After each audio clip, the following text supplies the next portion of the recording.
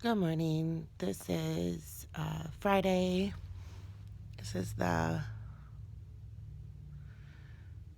week following the week that I got arrested.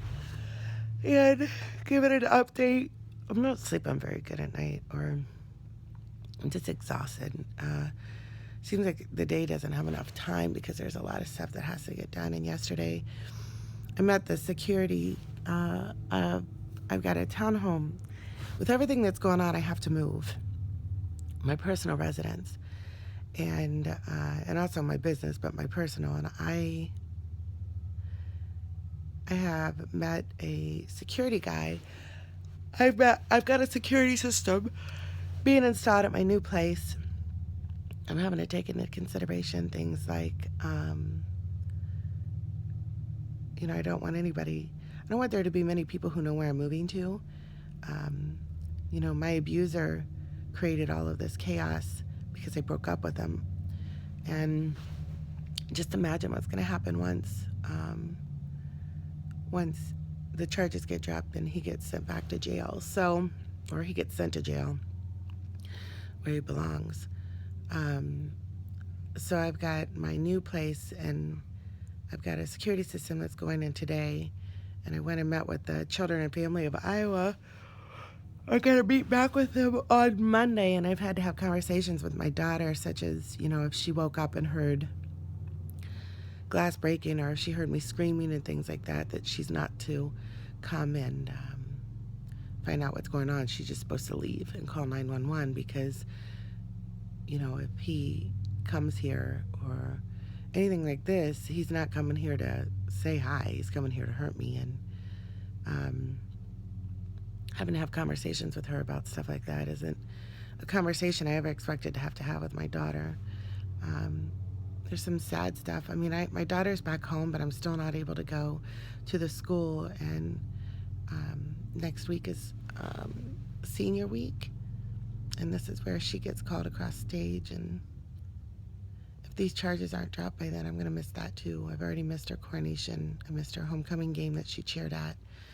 I'm very thankful that I was able to get her back home and get a picture with her, but I don't understand why these are memories that I can never get back with my daughter. So that's a bit stressful. I'm to the point where now I'm mad. Last night I went to an event that the Children and Families of Iowa kind of sponsors for domestic abuse, and it is a shout out where there's poetry and people are saying their feelings, and it's a nice way to see how people are healing. Oh, and I just sat there and took it all in, and my day was really long yesterday because I have a meeting that started at 7:30 yesterday morning, and this poetry reading didn't start until 8 o'clock at night. I was just, by then my brain I'm just exhausted by the end of the day. So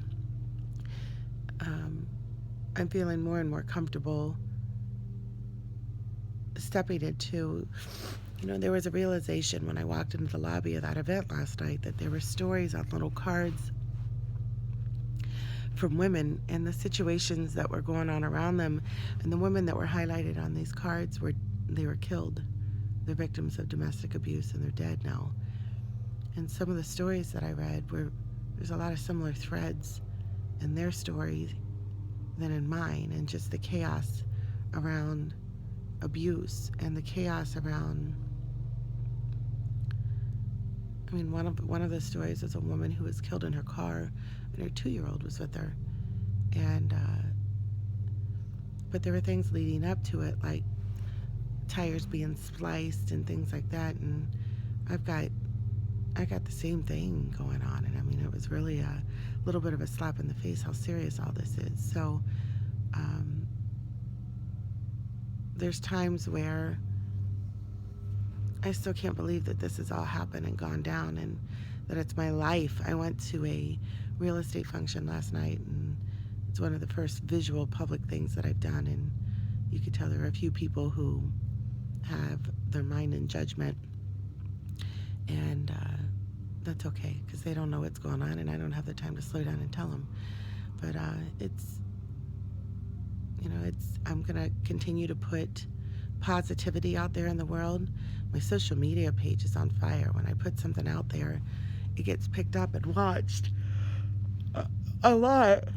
And so, yesterday I made a funny video. Well, I'm making a video every morning that is just hitting on a positive note or a thought, and on my drive-in to work, and then I put a funny one out there about the election going on, but it was basically just asking for business. So that got viewed a lot, and it's getting shared a lot. So very powerful. I still have a lot of strangers reaching out to me. I have a lot of just another level of security because I've got men reaching out. Another pretense that they're interested in buying a house, and then you go back and forth and ask a few questions, and you figure out that's not what it is.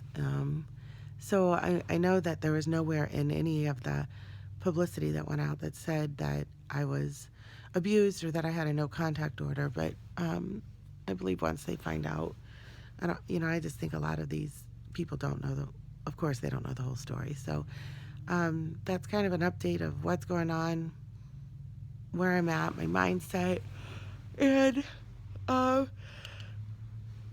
think in the next week or so, I'm going to be moving into a different residence and starting on that journey. So I'm really intending that somebody's going to be watching this in the future, and this will help somebody. Thanks.